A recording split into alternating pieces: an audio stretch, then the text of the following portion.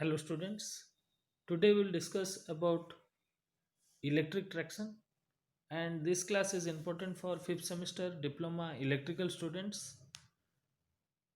This is the last chapter of your syllabus. So before starting, let us go for an introduction to this chapter. Electric traction means a locomotion in which the driving force is obtained from electric motors. So the best example can be trams, trains, where the engines are driven by electric motors, and this process is known as your electric traction. So that means locomotion in which the driving force is obtained by the electric motor. One of the practical application of electricity which enters into the everyday life of many of us is its use in the service of transport, because many of you will agree that the upcoming trend for electric vehicles, and when I speak electric vehicles, I mean the bike, the cars, the auto rickshaw, and any locomotive, I mean any vehicle. It can be two wheeler, three wheeler, or four wheeler. The trend is now for electric vehicles. Why? The sources of energy like coal, diesel, petroleum are about to get exhausted. So, this electric traction is not today's invention. It has been invented very, very far ago. But why this electric traction is now getting more and more demanding? Because of this exhaustion of the present fuels, that is your, which I told, coal, petroleum, diesel, etc., etc. So the option which is left for us is now electricity. So this electricity, and particularly the traction, is now used by the society, rather I should say, has increased.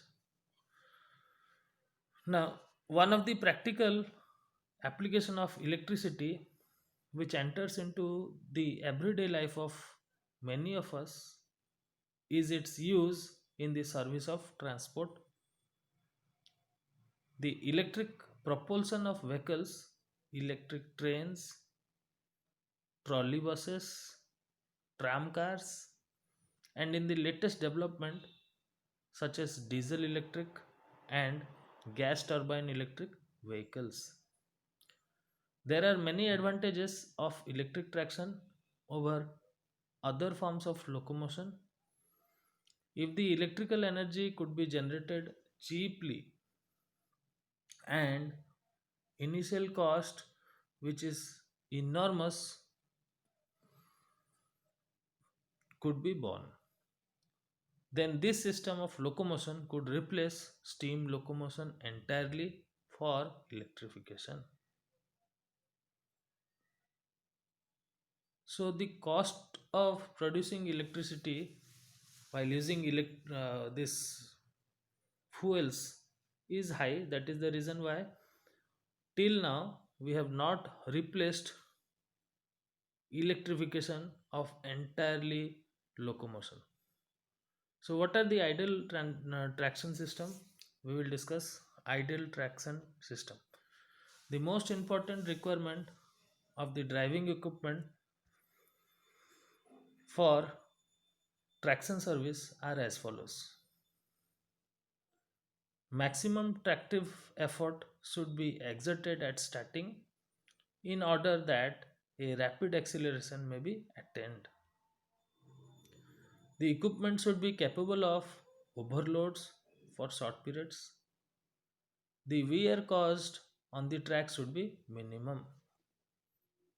The locomotive or train unit should be self contained and able to run on any route.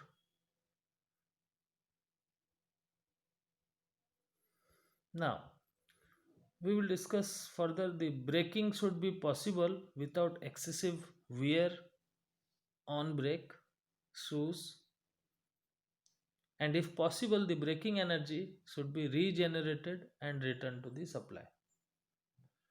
Electric traction is one of the major utilities of electricity in the present day. Day by day, the transportation is changing over to electric traction for obvious advantages. As I introduced a few minutes earlier, that the coming trend is only electricity because the fuels will get exhausted, so the only medium will be the electrification. So, what are the advantages of electric traction? Let us discuss. There are the following advantages of electric traction. The first one is cheapness. It is the cheapest method of all the other methods of traction. Acceleration and braking. These are smooth and rapid. So, students, you might have observed a electric train when it gets accelerated or braking also, it is very rapid. Cleanliness, as compared to cleanliness, these are totally eco-friendly. They do not produce any dust or smoke. It is free from smoke and flue gases, and hence it is more suitable type of traction system to be used for underground and tubular railways. Maintenance cost. Maintenance and repair cost of electric traction is about 50% than the steam traction system. Starting time, it can be started without any loss of time, whereas steam traction requires minimum 2 hours before a steam locomotive is or can be put into operation. So, students, while starting this electric locomotives, it consumes a negligible time. And if you compare with a steam locomotive, then you will find that in a steam locomotive, the time duration consumed is about 2 hours before start. So, if there is a sudden requirement, then we have to wait at least 2 hours before it gets started. So, from this starting time point of view, also the electric form of locomotive is advantageous. Now, high starting torque. By the use of this electric locomotives, the torque produced is also very high. Electric traction system makes use of DC or AC series motor, which has a very high starting torque. High starting torque makes acceleration rate very high. So this is very advantageous because we require high starting torque in case of train also, in case of lifts, and there are various applications. So we should focus on these locomotives, that is train only, because this chapter is about your locomotives. Now the braking. In electric traction, regenerative braking is used, which feeds back about 40% of energy. The students, this regenerative braking is very important. You should also know about regenerative braking, which we will discuss a little later from now. So they use regenerative braking and feeds back about 40% of the energy. Saving in high grade coal. Steam locomotives requires high grade coal, which is deficient in our country. Electric energy required for running electric locomotive is taken either from hydropower station or from thermal power station, which is run from low grade coal.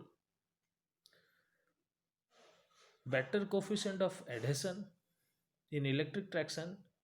Coefficient of adhesion is better due to absence of unbalanced force. This is produced by the reciprocating masses. This produces the weight of horsepower ratio of locomotive and causes less wear and tear of the track. It has great passenger carrying capacity at higher speed as compared to steam locomotives.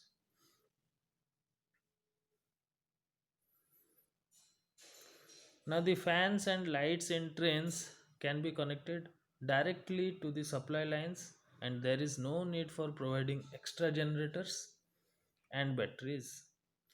CG or center of gravity. The height of the electric locomotive is quite less, so the center of gravity or CG is lower as compared to the steam engine or steam locomotive, whose height is more.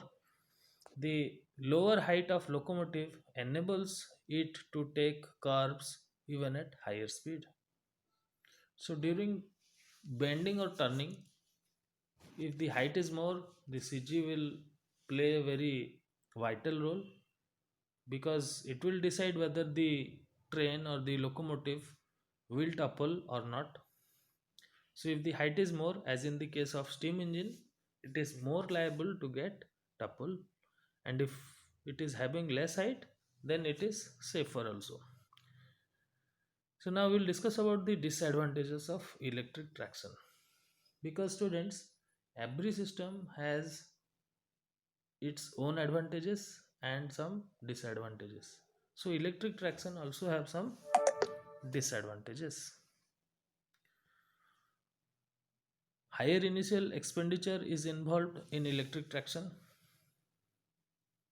Failure of supply is a problem to be faced in electric traction. So if the power is failed due to any reason, this locomotive won't work, and their initial cost is very high, which while selecting locomotives has to be properly chosen. The electrically operated vehicles have to move only on electrified track only, because students, if the line do not have, or the electric rail lines I'm talking about here, do not confuse that lines means this electric lines. If the rail lines or the tracks which are not electrified, on those tracks electric trains cannot run. Why? Because they need power, and from where they will get power? So if the tracks, over the tracks there are electric arrangements, then only these locomotives will work. So these are some of the disadvantages. There are few other disadvantages also, like for the achievement of electric braking and control, additional equipment is required. In case of DC series motor, the regenerative braking is not, cannot be easily achieved. If in DC series motor this regenerative braking cannot be used effectively or easily, and when AC energy is utilized for traction, then precautions are to be taken to prevent distribution network to interfere with adjacent telegraph or telephone lines. So student, as these lines, this railway lines, they consist of very high voltage, and if in the adjacent sides we have telephone lines or telegraph lines, this will cause interference, and due to interference there will be a disturbance produced. So this is also one another disadvantages, so we should also take care of these disadvantages. Now, system of track electrification. So in India, electrification of track has been confined to the urban and suburban areas or lines in the vicinity of large cities, that is Bombay, Calcutta, Madras, and now in Delhi onwards also. Two types of vehicles are used for electric traction. The first type of vehicles receive power from the distribution network, while the second type of vehicles generate their own power. In the second category comes diesel engine, electric drives. The former type of vehicles are used on AC or DC power from the overhead lines. Accordingly, there are two main types of electric traction. First one is your DC system. The DC traction in India exists only in Bombay region and some parts of Madras. In this system, the electric motors used are DC series motors.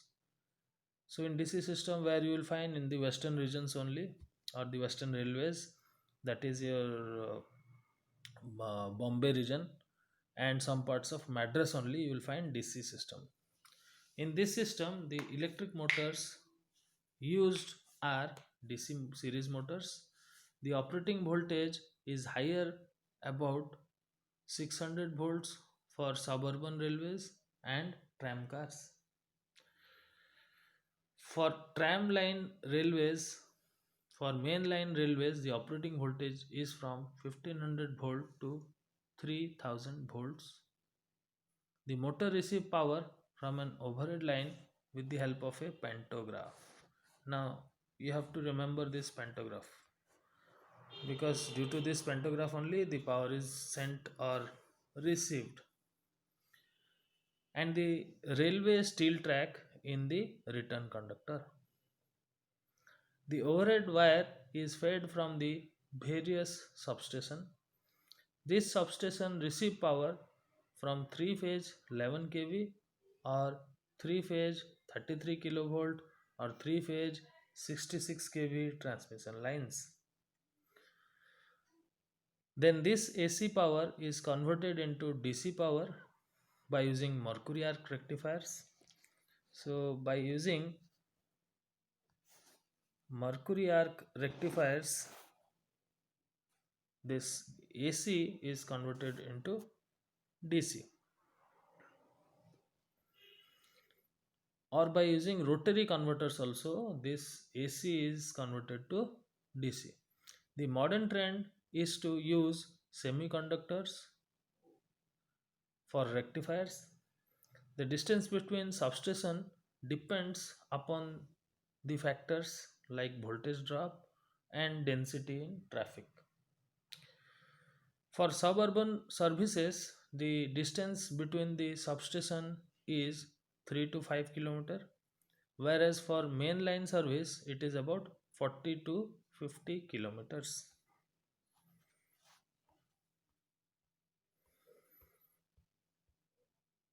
AC system. Now the previous one was your DC system. Now we will discuss about the AC system. The AC system in India is being employed from Havra to Tundla, that is recently extended up to New Delhi, and from Madras to Tambram. The modern development in electric traction is to use single phase AC supply. The AC system used in practice is further of four types. So the AC system is divided into further into four types. So what are they? Three phase AC system. This system employs three phase slip ring induction motors. Speed control being obtained by a combination of pole changing and rotor resistance method. The main disadvantage of this system is that regenerative braking is obtained immediately as the speed exceeds the synchronous speed. Without any change in condition, the voltage and frequency at which the motor is made to operate are about 3600 volt or 3600 volt at a frequency of 16 full 2 by 3 cycles per second or 50 by 3 cycles per second, or the one third of the frequency, that is 50 hertz, one third of 50 hertz frequency is used. The major disadvantage of the use of two overhead conductors, third being the rail itself, and hence the system is almost out of use. Single phase standard frequency system.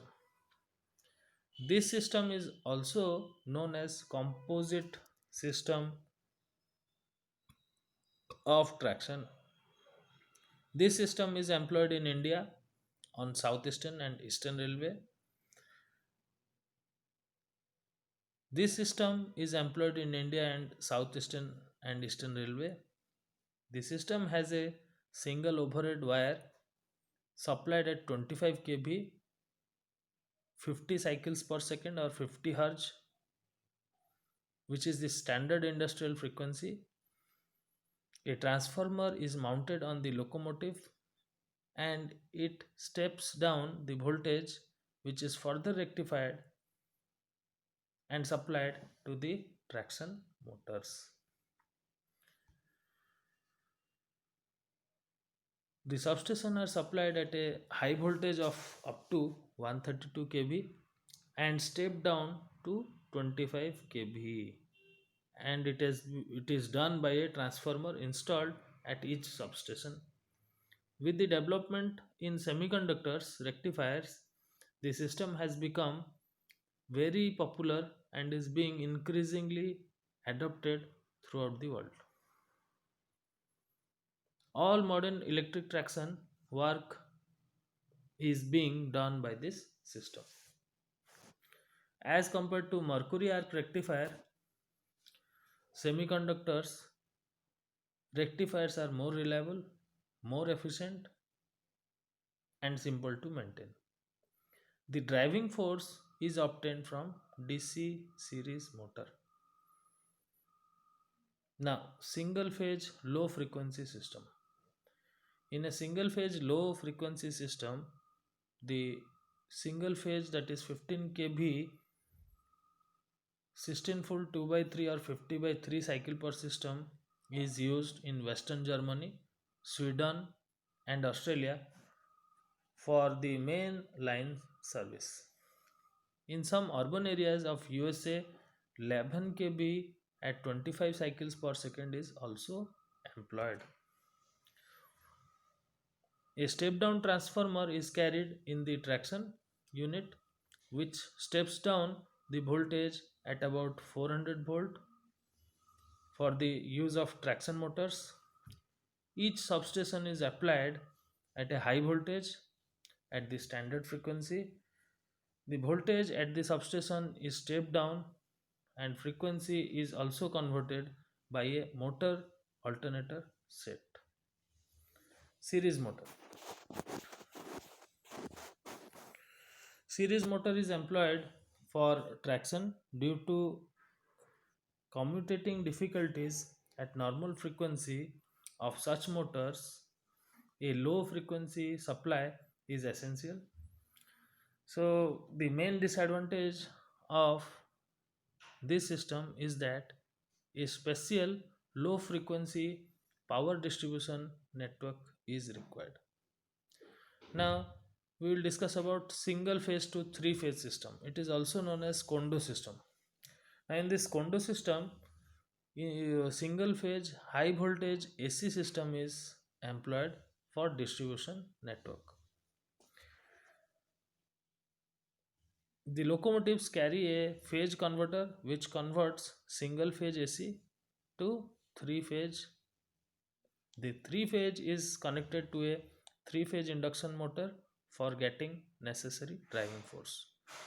So students, we will stop here. We will discuss about this Kondo system and the other locomotives advantages in our next class. We will discuss about the advantages of 25 kV AC system over DC system. We will also discuss about the block diagram of AC locomotives in our coming class. So thank you students for watching.